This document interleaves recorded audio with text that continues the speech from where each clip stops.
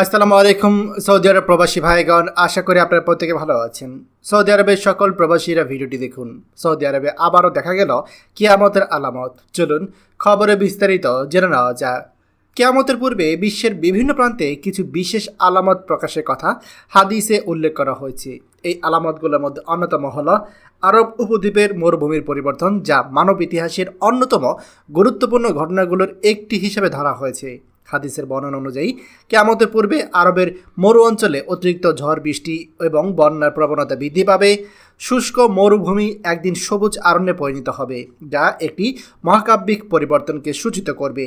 হজরত আবু হুরাইয়া রাদিয়াল্লাহু তাআলা বর্ণিত একটি হাদিসে রাসূলুল্লাহ সাল্লাল্লাহু আলাইহি ওয়াসাল্লাম তিনি বলেছেন, কিয়ামত সংঘটিত হবে না যতক্ষণ পর্যন্ত না সম্পদের প্রাচুর্য আসবে, এমনকি কোনো ব্যক্তি তার সম্পদের জাকাত নিয়ে ঘুরবে কিন্তু কেউ নেয়ার মতো পাবে না।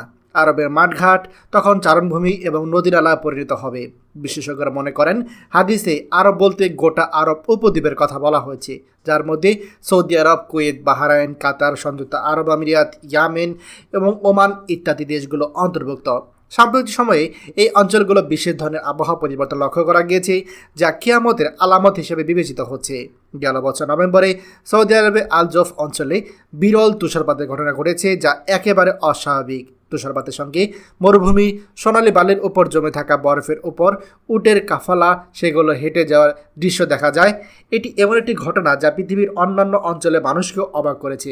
এর আগে জুন মাসে পবিত্র হজের সময় তীব্র তাপপ্রবাহের কারণে সৌদি আরবে 1300 জনের বেশি হজযাত্রী প্রাণ হারায়। এইসব বিরূপ আবহাওয়ার ঘটনা এখন অনেকে কিয়ামতের আলামত হিসেবে আখ্যায়িত করছেন। এদিকে মক্কায় ভারী বৃষ্টিপাতের কারণে বন্যার সংকট দেখা দিয়েছে। সৌদি আরবের পবিত্র নগরীতে গত কয়েকদিন যাবৎ অস্বাভাবিক বৃষ্টিপাত হয়েছে। আবহাওয়া দপ্তর এনসিএমের পক্ষ থেকে বেশ কিছু অঞ্চলে আকস্মিক বন্যার সতর্কতা জারি করা হয়েছে। 20 ফেব্রুয়ারি পর্যন্ত ভারী বৃষ্টিপাত থাকার পূর্বাভাসে দেওয়া হয়েছিল।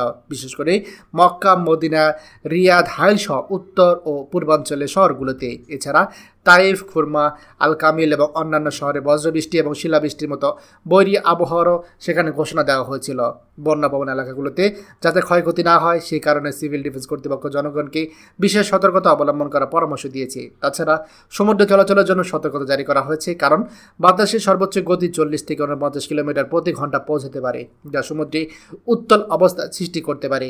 এই সব ঘটনাগুলো একটি বৃহত্তর সংকেতের দিকে ইঙ্গিত করছে, যা নিশ্চিতভাবে স্পষ্ট, যা সময়ের সাথে সাথে আরও বেশি মানুষ এই পরিবেশগত পরিবর্তনগুলো কিয়ামতের আলামত হিসেবে গ্রহণ করছে, যা আমাদের সচেতন থাকার জন্য এবং প্রস্তুতি নেওয়ার জন্য প্রয়োজনীয়তা তুলে ধরছে। খবরটি আমাদের সৌদি আরবের সকল প্রবাসীদের সাথে এখনই শেয়ার করে সবাইকে এই গুরুত্বপূর্ণ খবরটি জানার সুযোগ করে দিন। আর আপনি যদি আমাদের এই চ্যানেল নতুন হয়ে থাকেন, অবশ্যই আমাদের চ্যানেলটিকে সাবস্ক্রাইব করুন সৌদি আরবের সকল গুরুত্বপূর্ণ খবরাখবর সবার আগে পাওয়ার জন্য। ধন্যবাদ সবাইকে।